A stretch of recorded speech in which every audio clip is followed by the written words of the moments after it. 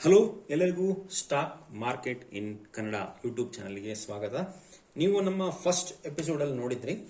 ಈ ಒಂದು stock market in Kannada ಚಾನಲ್ನಲ್ಲಿ ನಿಮಗೆಲ್ಲ ಏನು ಸಿಗುತ್ತೆ ಅಂತ. Stock market in Kannada.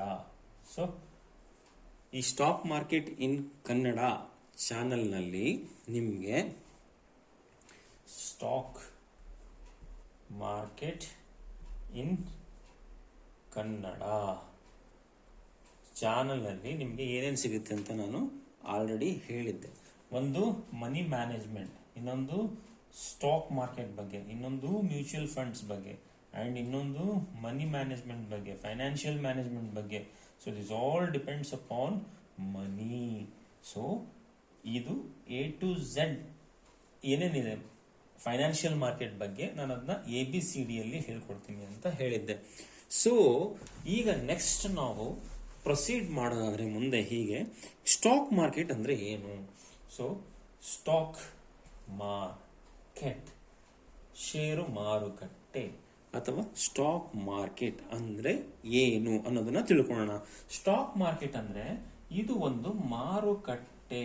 ನಿಮಗೆಲ್ಲ ಗೊತ್ತೇ ಇರುತ್ತೆ ಸ್ಟಾಕ್ ಮಾರ್ಕೆಟ್ ಅಂದ್ರೆ ಏನು. ಅದೊಂದು ಮಾರುಕಟ್ಟೆ, ಅದೊಂದು ಮಾರ್ಕೆಟ್. ಆ ಮಾರ್ಕೆಟ್ ಅಲ್ಲಿ ನಾವು ಏನ್ ಮಾಡ್ಬೋದು, ಬೈ ಸೆಲ್ ಮಾಡ್ಬೋದು.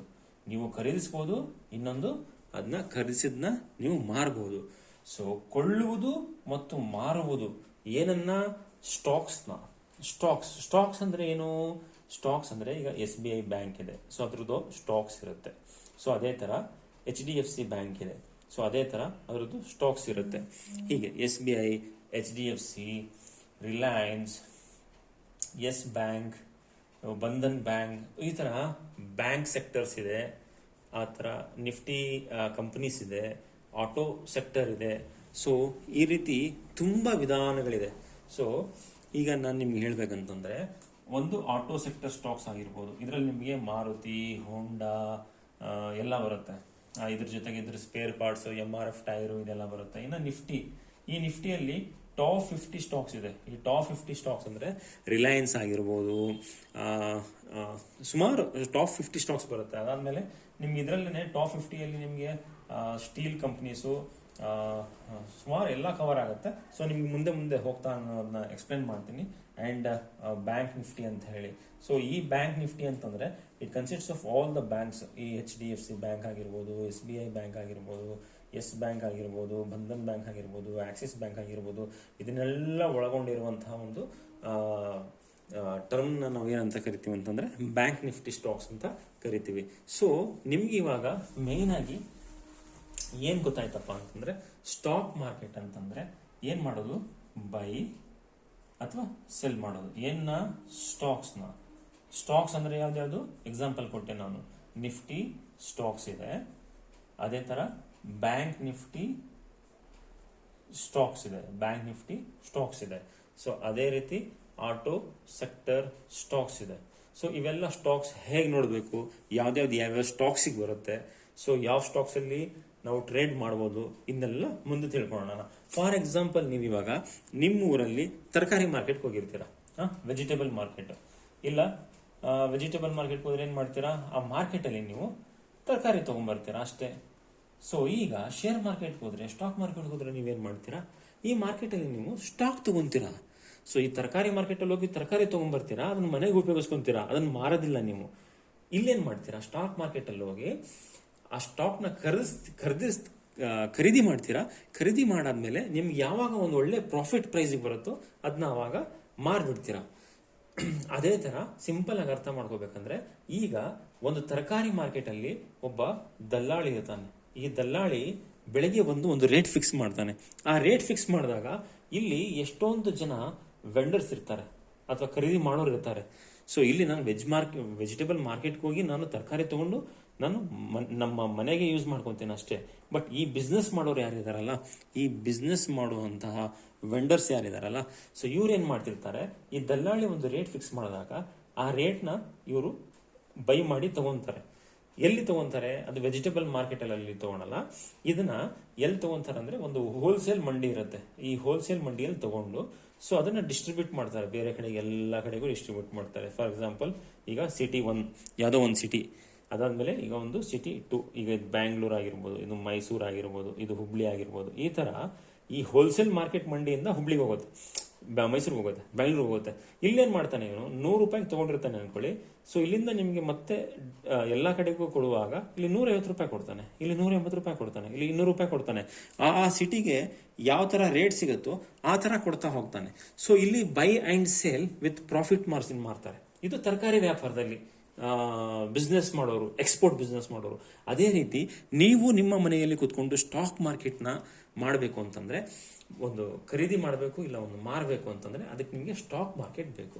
ಸೊ ಆ ಮಾಡೋದಕ್ಕೇನೆ ನಿಮಗೆ ಸ್ಟಾಕ್ ಮಾರ್ಕೆಟ್ ಅಂತ ಕರೀತಾರೆ. ಸೊ ನೆಕ್ಸ್ಟ್ ಪ್ರೊಸೀಡ್ ಆಗೋಣ. ಸೊ ಮುಂದೆ ಪ್ರೊಸೀಡ್ ಆಗ್ತಾ ಈಗ ಸ್ಟಾಕ್ ಮಾರ್ಕೆಟ್ ಅಂತಂದರೆ, ಈಗ ನಿಮಗೆಲ್ಲ ಹೇಳಿದೆ ನಾನು, ಇದು ಸ್ಟಾಕ್ ಮಾರ್ಕೆಟ್. ಈ ಸ್ಟಾಕ್ ಮಾರ್ಕೆಟ್ಗೆ ನೀವು ಸ್ಟಾಕ್ನ ಬೈ ಮಾಡೋದು ಯಾವ ಥರ, ಸೆಲ್ ಮಾಡೋದು ಯಾವ ಥರ, ಇದಕ್ಕೇನು ಬೇಕು. ಸೊ ನಿಮಗೆ ತರಕಾರಿನ ತಗೊಳ್ಳೋಕೆ ವೆಜಿಟೇಬಲ್ ಮಾರ್ಕೆಟ್ ಇದೆಯಾ? ಅದೇ ಥರ ಈ ಸ್ಟಾಕ್ ಮಾರ್ಕೆಟ್ನ ಬೈ ಮತ್ತೆ ಸೆಲ್ ಮಾಡೋಕ್ಕೆ ನಿಮ್ಗೆ ಯಾವುದೋ ಒಂದು ಪ್ಲಾಟ್ಫಾರ್ಮ್ ಬೇಕು, ಕರೆಕ್ಟಾ? ಈ ಪ್ಲಾಟ್ಫಾರ್ಮ್ ಬೇಕು. ಈ ಪ್ಲಾಟ್ಫಾರ್ಮ್ ಯಾವುದಾದಿದೆ? ಈ ಪ್ಲಾಟ್ಫಾರ್ಮು ಕೈಟ್ ಝೀರೋದ ಇದೆ, ಓಕೆ. ಅದಾದಮೇಲೆ ಏಂಜಲ್ 1 ಇದೆ, ಅದಾದಮೇಲೆ ಅಪ್ಸ್ಟಾಕ್ ಇದೆ, ಅದಾದಮೇಲೆ ಗ್ರೋ ಇದೆ. ಇದೇ ಥರ HDFC ಸೆಕ್ಯೂರಿಟೀಸ್ ಇದೆ. ಸೊ ಇದೇ ಥರ ಎಷ್ಟೊಂದು ನಿಮಗೆ ಪ್ಲಾಟ್ಫಾರ್ಮ್ ಸಿಗ್ತಾ ಹೋಗುತ್ತೆ. ಏನಕ್ಕೆ? ಒಂದು ಸ್ಟಾಕ್ನ ಬೈ ಮತ್ತೆ ಸೆಲ್ ಮಾಡೋದಕ್ಕೆ. ಇದಕ್ಕೆ ಆಕ್ಸೆಸ್ ಮಾಡೋದು ಹೇಗೆ? ಇದಕ್ಕೆ ಆಕ್ಸೆಸ್ ಮಾಡಬೇಕು ಅಂತಂದರೆ ಒಂದು ಡಿಮ್ಯಾಟ್ ಅಕೌಂಟ್ನ ಓಪನ್ ಮಾಡ್ಕೋಬೇಕು. ಡಿಮ್ಯಾಟ್ ಅಕೌಂಟ್ ನಿಮ್ಮ ಬ್ಯಾಂಕಲ್ಲಿ ವ್ಯವಹಾರ ಮಾಡೋದಕ್ಕೆ ಒಂದು ಬ್ಯಾಂಕ್ ಅಕೌಂಟ್ ಅಂತ ಹೇಗಿರುತ್ತೋ ಹಾಗೆ ನೀವು ಸ್ಟಾಕ್ ಮಾರ್ಕೆಟಲ್ಲಿ ವ್ಯವಹಾರ ಮಾಡಲಿಕ್ಕೆ ಡಿಮ್ಯಾಟ್ ಅಕೌಂಟ್ ಅನ್ನೋದು ಬೇಕು. ಈ ಡಿಮ್ಯಾಟ್ ಅಕೌಂಟ್ನ ನೀವು ಝೀರೋದಲ್ಲಿ ತೆಗಿಬೋದು, ಎಂಜಿನ್ 1 ತೆಗಿಬೋದು, ಅಪ್ಸ್ಟಾಕ್ ಅಲ್ಲಿ ತೆಗಿಬೋದು, ಗ್ರೋ ಅಲ್ಲಿ ತೆಗಿಬೋದು. ಈ ಥರ ಎಷ್ಟೊಂದು ಪ್ಲಾಟ್ಫಾರ್ಮ್ಸ್ ಇದೆ. ಈ ಪ್ಲಾಟ್ಫಾರ್ಮ್ಸಲ್ಲೆಲ್ಲ ನೀವು ಆ ಅಕೌಂಟ್ನ ಓಪನ್ ಮಾಡ್ಬೋದು. ಸೊ ಗೊತ್ತಾಯ್ತಲ್ಲ, ಈಗ ಸ್ಟಾಕ್ ಮಾರ್ಕೆಟಲ್ಲಿ ನೀವು ಒಂದು ಸ್ಟಾಕ್ನ ಬೈ ಮಾಡಬೇಕು, ಸೆಲ್ ಮಾಡಬೇಕು ಅಂತಂದರೆ ನಿಮಗೊಂದು ಡಿಮ್ಯಾಟ್ ಅಕೌಂಟ್ ಬೇಕು. ಬ್ಯಾಂಕ್ ವ್ಯವಹಾರಕ್ಕೆ ಹೇಗೆ ಬ್ಯಾಂಕ್ ಅಕೌಂಟ್ ಬೇಕು ಹಾಗೆ ನಿಮಗೆ ಡಿಮ್ಯಾಟ್ ಅಕೌಂಟ್ ಬೇಕು. ಸೊ ಇದನ್ನ ಎಲ್ಲೆಲ್ಲಿ ಓಪನ್ ಮಾಡ್ಬೋದು? ಕೈಟಲ್ಲಿ ಮಾಡ್ಬೋದು, ಇಲ್ಲ ಅಪ್ಸ್ಟಾಕ್ ಅಲ್ಲಿ ಮಾಡ್ಬೋದು, ಇಲ್ಲ ಏಂಜಲ್ 1 ಮಾಡ್ಬೋದು. ಸೊ ಎಕ್ಸೆಟ್ರಾ ಗ್ರೋ ಅಂತ ಇದೆ, ಅದರಲ್ಲಿ ಮಾಡ್ಬೋದು. ಸೊ ಈ ಒಂದು ಅಕೌಂಟ್ನ ಓಪನ್ ಮಾಡಿ ನೀವು ಟ್ರೇಡ್ ಮಾಡಬೇಕಾಗತ್ತೆ. And it is legal in India. So ಇದು ಲೀಗಲ್ ಏನಕ್ಕಪ್ಪ ಅಂತ ಹೇಗೆ ಹೇಳ್ತೀನಿ ಅಂತಂದರೆ, ಈ ಕೈಟ್, ಅಪ್ಸ್ಟಾಕ್, ಏಂಜಲ್ 1 ಇವೆಲ್ಲ ಏನಾಗುತ್ತೆ, ಇವೆಲ್ಲ ಸೆಬಿ ರಿಜಿಸ್ಟರ್ಡ್ ಪ್ಲಾಟ್ಫಾರ್ಮ್ಸ್. ಓಕೆ, ಈ ಸೆಬಿ ರಿಜಿಸ್ಟರ್ ಅಂದರೆ ಏನು? ಸೊ ನಿಮಗೆ ನೆಕ್ಸ್ಟ್ ನಾನು ಕಂಟಿನ್ಯೂ ಮಾಡ್ತಾ ಹೇಳ್ತೀನಿ. ಸೊ ಇವಾಗ ನೀವು ಬೈ ಮತ್ತೆ ಸೆಲ್ ಮಾಡಬೇಕು ಸ್ಟಾಕ್ ಮಾರ್ಕೆಟಲ್ಲಿ ಅಂತಂದರೆ ನಿಮಗೆ ಯಾವ ಪ್ಲಾಟ್ಫಾರ್ಮ್ ಬೇಕು ಅಂತ ಗೊತ್ತಾಯಿತು. ಆಮೇಲೆ ನೀವು ಅದನ್ನ ತಗೋಬೇಕು ಅಂದರೆ ಒಂದು ಡಿಮ್ಯಾಟ್ ಅಕೌಂಟ್ ಇರಬೇಕು ಅಂತ ಗೊತ್ತಾಯಿತು. ಸೊ ಈಗ ನಿಮಗೆ ಆ ಡಿಮ್ಯಾಟ್ ಅಕೌಂಟನ್ನು ಎಲ್ಲ ಕಂಟ್ರೋಲ್ ಮಾಡ್ತಾ ಇರೋದು ಯಾರು? ಒಂದು NSE ಅಂತ, ಇನ್ನೊಂದು BSE ಅಂತ. NSE ಅಂದರೆ ನ್ಯಾಷನಲ್ ಸ್ಟಾಕ್ ಎಕ್ಸ್ಚೇಂಜ್ ಅಂತ, ಓಕೆ. ಇನ್ನೊಂದು ಬಾಂಬೆ ಸ್ಟಾಕ್ ಎಕ್ಸ್ಚೇಂಜ್ ಅಂತ. ನೀವಿವಾಗ ಫಾರ್ ಎಕ್ಸಾಂಪಲ್ ಕೈಟಲ್ಲಿ ಅಥವಾ ಝೀರೋದಲ್ಲಿ ಒಂದು ಅಕೌಂಟ್ನ ಓಪನ್ ಮಾಡಿದ್ದೀರಾ. ಸೊ ಝೀರೋದಲ್ಲಿ ಅಕೌಂಟ್ ಓಪನ್ ಮಾಡಿದ್ಮೇಲೆ ನೀವು BSE ಯಲ್ಲಿ ಬೈ ಮಾಡ್ಬೋದು, ಇಲ್ಲ NSE ಯಲ್ಲಿ ಬೈ ಮಾಡ್ಬೋದು. ಮ್ಯಾಕ್ಸಿಮಮ್ % ಆಫ್ ದ ಜನ, 99% ಆಫ್ ದ ಜನ ನಿಮಗೆ NSE ಸ್ಟಾಕ್ಸ್ ಹೋಗ್ತಾರೆ. ಇದು ನ್ಯಾಷನಲ್ ಸ್ಟಾಕ್ ಎಕ್ಸ್ಚೇಂಜ್ ಅಂತ ಹೇಳಿ. ನಿಮಗೆ ಬ್ಯಾಂಕಿಗೆ ನೀವೊಂದು ಬ್ಯಾಂಕ್ ಅಕೌಂಟ್ನ ಓಪನ್ ಮಾಡಿದಾಗ ಸೊ ನಿಮಗೆ ಯಾರು ಗ್ಯಾರಂಟಿ ಇರ್ತಾರೆ? RBI ಗ್ಯಾರಂಟಿ ಇರುತ್ತೆ. ಹಾಗೆ ನೀವು ಸ್ಟಾಕ್ ಮಾರ್ಕೆಟ್ಗೆ ಒಂದು ಡಿಮ್ಯಾಟ್ ಅಕೌಂಟ್ ಓಪನ್ ಮಾಡಿದಾಗ ನಿಮಗೆ ನ್ಯಾಷನಲ್ ಸ್ಟಾಕ್ ಎಕ್ಸ್ಚೇಂಜ್ ಮತ್ತೆ ಬಾಂಬೆ ಸ್ಟಾಕ್ ಎಕ್ಸ್ಚೇಂಜ್ ಮುಖಾಂತರ ವ್ಯವಹಾರ ಮಾಡಿದ್ರೆ ನಿಮಗೆ ಸೆಬಿ ಅನ್ನೋದು ಒಂದು ಗ್ಯಾರಂಟಿ ಪಾರ್ಟಿ ಇರುತ್ತೆ.